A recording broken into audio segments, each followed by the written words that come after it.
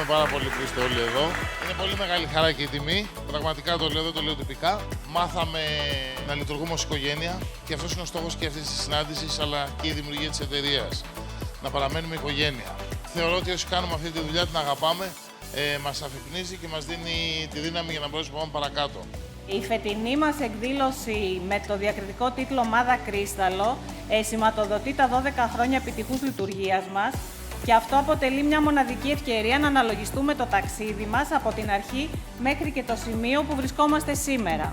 Όλα αυτά τα χρόνια είμαστε μαζί και δουλεύουμε ακατάπαυστα και συστηματικά το όνειρό μας, τόσο στα εύκολα όσο και στα δύσκολα.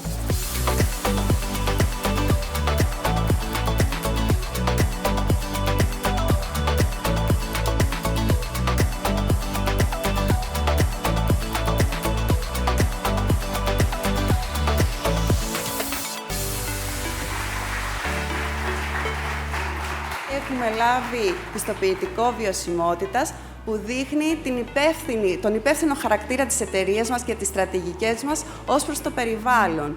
Είναι κάτι που απαιτεί, που θέλει αγορά.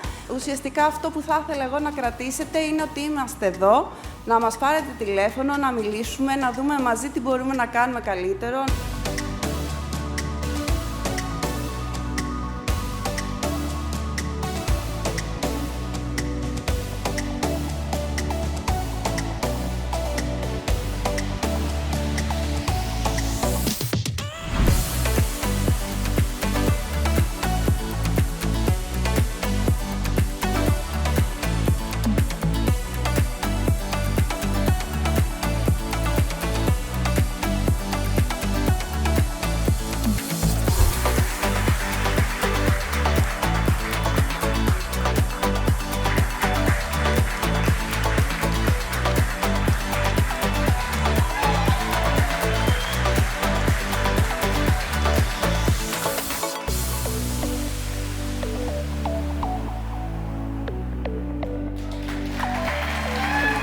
Ο δράκος του ελληνικού αθλητισμού.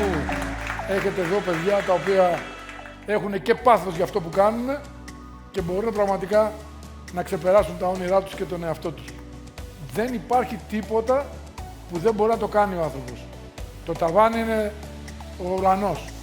Δεν υπάρχει κάτι που μπορεί να σε σταματήσει.